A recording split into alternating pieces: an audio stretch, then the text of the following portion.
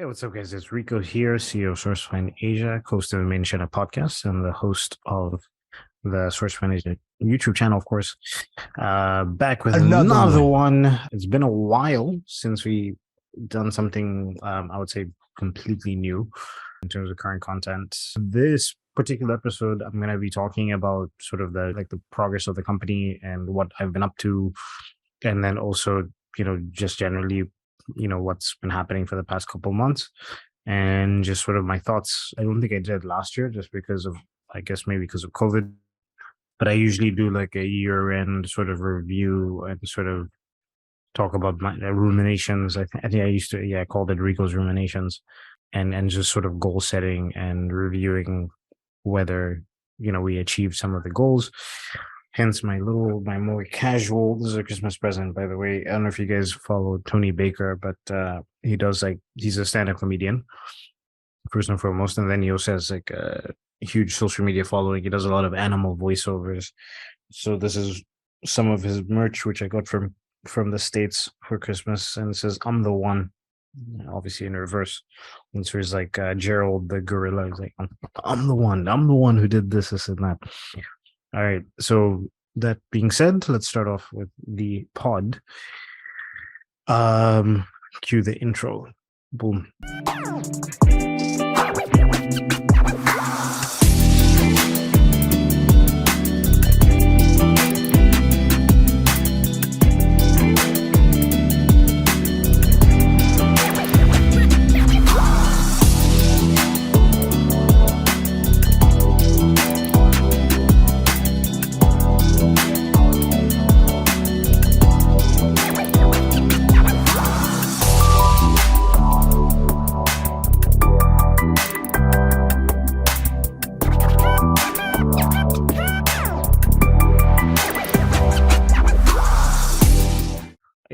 As you see me, I look a little bit different. Beard's I actually shaved the beard a week and a half ago. But my beard's been growing a little bit faster than normal, but it's also changing color. It's kind of weird. It's changing to a ginger sort of blonde gold color, which I think it adds character, Yeah, so just in general, I guess we'll even start.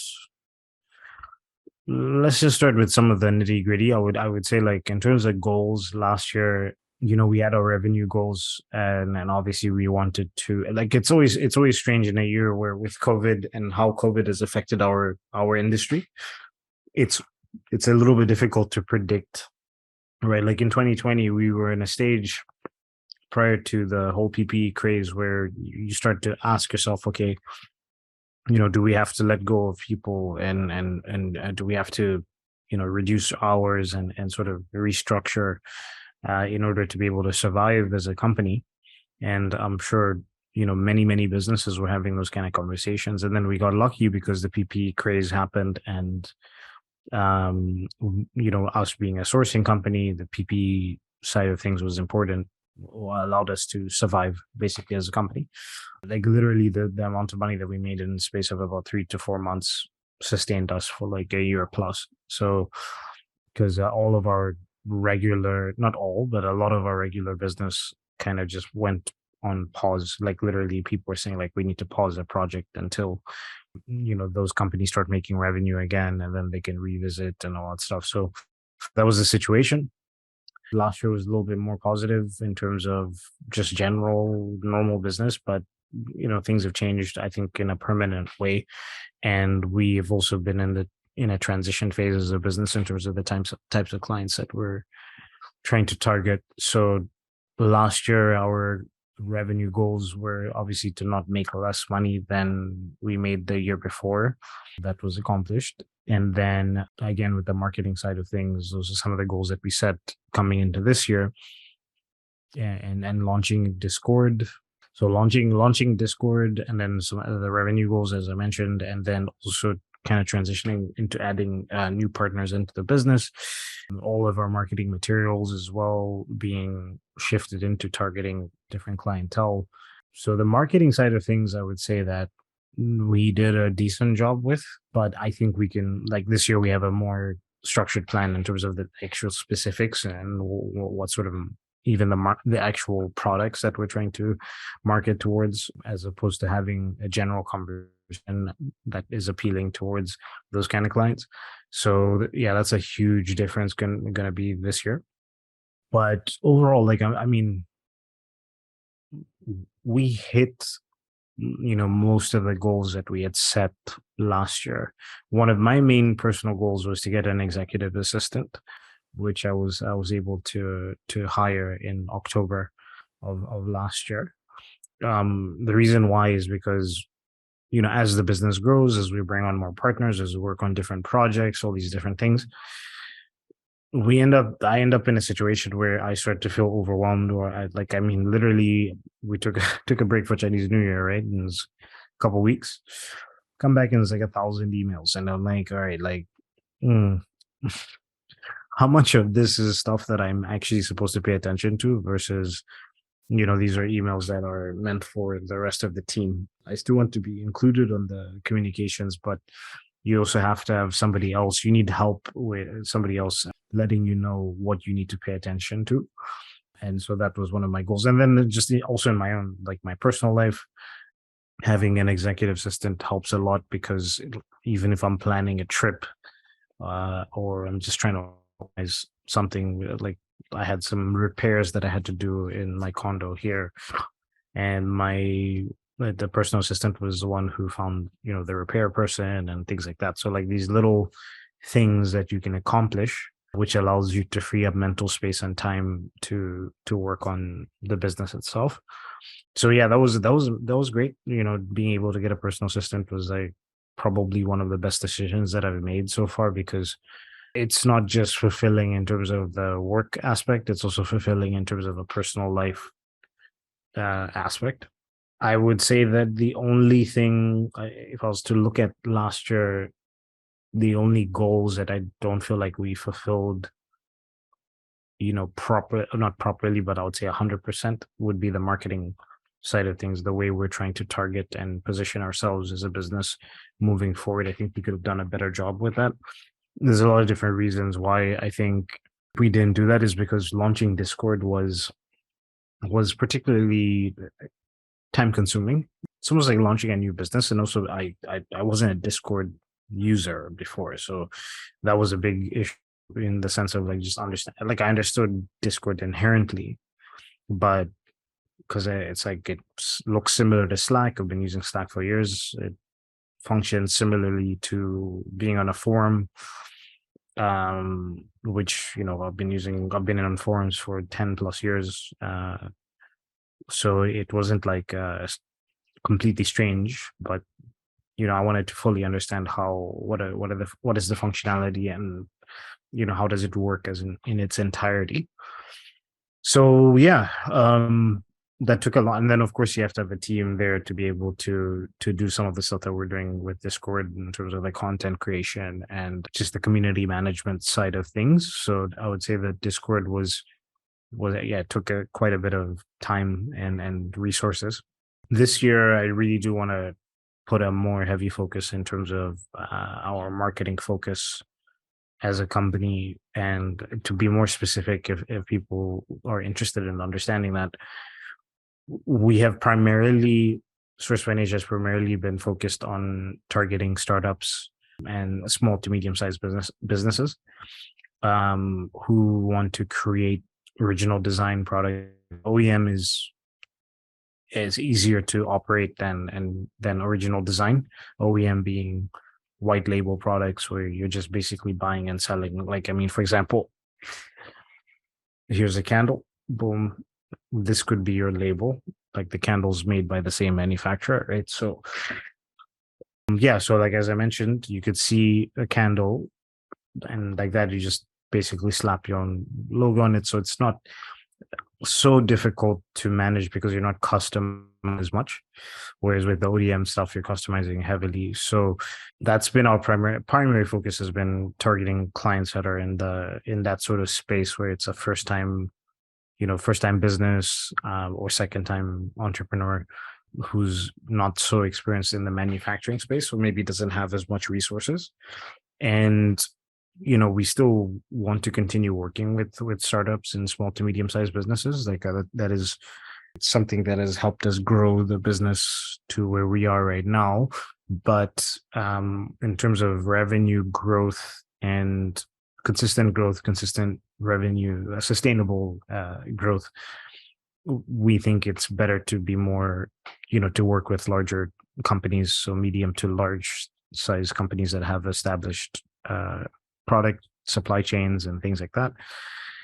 And it's just sort of like that's the way it's been going. Because if you think about it, it's like if you're doing an order for for Walmart, for example, you know that even a small order for Walmart is going to be a decent amount of money for you. Like a small Walmart might be a $100,000 PO or $50,000 PO, which depending on what your deal is with them, that could be a six figure, not six figure, but that's probably like a five figure profit margin for the agent, so, or the company. So and then without having to do a lot of R&D, because if we're talking about OEM products, it would take you 2 weeks to source an OEM product, maybe plus minus, depending on the amount of communication involved with the client and everything.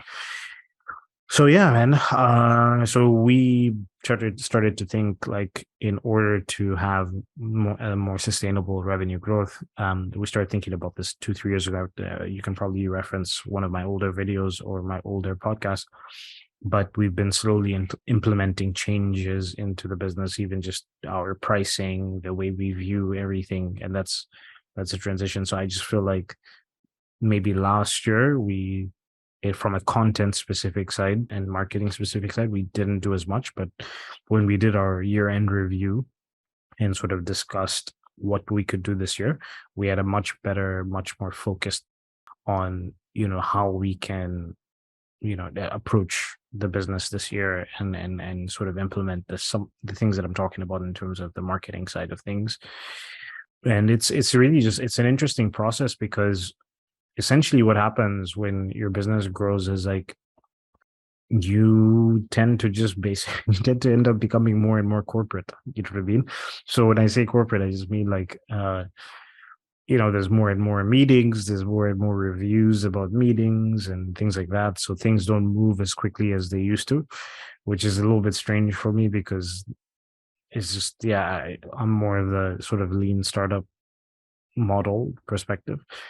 But it's necessary, because you can't, especially when you're spending money on some of the stuff, you can't always just freestyle. And especially when people are spending time on these things, you can't always just throw around ideas and, like, not have a solid plan behind the execution of those ideas. But you still want to keep some sort of balance between the idea and execution, and being able to move fast with intention. So yeah, that's kind of where we're at right now. We have Alan Scanlon, who's been is a friend of the show, who's been on the channel a bunch of times. I'm sure you'll see him much more this year. He's on Discord as well, Scano. And he's been somebody that we worked with for years and years, and he's also been coming on as a partner in SourceFind Asia. So that's going to be an interesting aspect of this year in terms of how that grows. And we had some discussions, some targets this year to let you guys know. Like, we're building out a sales team. So we already have, like, I used to do sales. Then we hired Vincent back in 2017 or 2018. He worked with us for like a year, 2 years almost. And then Mike took over the sales, and we hired a sales assistant to work underneath Mike. And so we've had that situation going on. And then now we're thinking that, there's different areas that we're trying to attack from a sales perspective, especially with some of the types of company profiles that we're trying to target. They're not necessarily the kind of companies be finding us through our traditional means of marketing, which is the content that we produce for YouTube and stuff like that. Like larger businesses tend to do their research differently. That means that we have to start to have a heavier, like more aggressive, cold outreach approach. So that means we have to start adding more people to the sales team, and that's one of the goals this year is to add.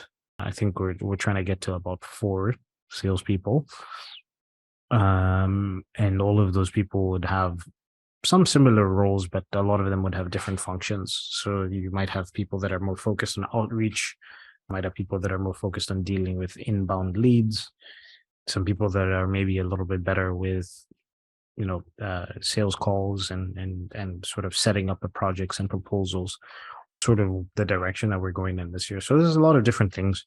It's hard, it's one of the things, actually one of the podcasts I wanted to do in the future is something that people don't really talk about as much, which is actually maybe this year I might have a heavier focus on these kind of things. Is we talk a lot about the sort of successes in entrepreneurship. We talk a lot about the strategies and how we figured out things and stuff like that, but we also don't really talk about sort of the struggles and sort of mental side of entrepreneurship. You know what I mean? I tend to, like, if you listen to my podcast episodes and interviews that I've done, I tend to lean more towards asking people about failures and how they sort of worked through those things. Just because I think it's important. I think it's important to have that humanistic perspective. Like, it's easy to look at certain entrepreneurs and just think that they're some like deity who figured out everything, and then it makes it feel like it's impossible. Also makes you not fully understand some of the issues that can come with running a business and some of the stresses and struggles that can come with running a business. So I think it's something that I want to do. I want to have a focus on this year is just talking about the sort of stress. I might even do an episode today about that. But yeah, so that being said, that's pretty much my my episode for today. I'm thinking I might do, since this is a podcast, maybe I'll jump into some of the Discord stuff so I can let you guys know some of the questions that were being asked in Discord. All right, we'll do it. We'll do in. I do this thing, and Mike also does once a week. We do AMAs. So mine is called Ask Batman Anything, and then Mike's is Ask Mike Anything. So AMA. All right, so I'll try to keep the answers as brief as possible, just because sometimes, like, my AMAs, my ABAs themselves tend to be around 15 to 20 minutes, and I think I've already been talking for a while. So, first question: since you've been, or since you stayed in China for a long time, what are the big differences between New Year? Yes, they mean Western New Year and Chinese New Year, in your observation that other people might not know or notice? Might not know or notice. That's an interesting way to phrase the last part of the question. I mean, the obvious things are just like the amount of time that people take off during that time period, because in general, Chinese, like in China, people work hard. Like, people work 6 days a week without complaint. Sometimes they work 7 days a week, more than 8 hours a day. Like, I remember one of the first things that surprised me, because I usually would travel around Chinese New Year, so I'd go visit my family and stuff. But I remember one year I decided, like, I think it was like 2016, 2017, I decided to stay. And I was like, let me just see what Chinese New Year is like, just being in Guangzhou while everybody's basically gone. And then in some aspects, it's like, it was like a zombie town. Like, everybody was out of town, and it was like, it was a little bit strange, but also nice because it was quiet. And if you're in a city that is chaotic and there's a lot of stuff going on constantly, to have nobody around was very interesting. But then there was a few places that were still open. So, like, Mikasa, which is a restaurant formerly known as Boca. And they were one of the few Western restaurants that stayed open during Chinese New Year.